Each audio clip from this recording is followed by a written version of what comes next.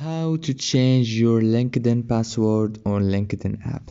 Hello guys, in today's video I'm gonna show you how to change your password on LinkedIn app.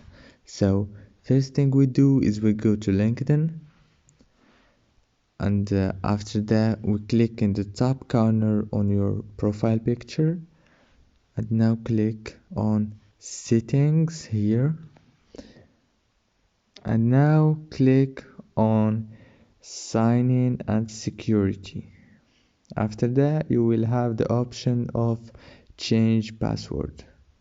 Now you write your current password here and then your new password and retype your password here.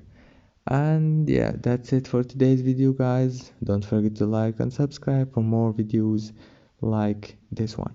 Thank you so much for watching till the end.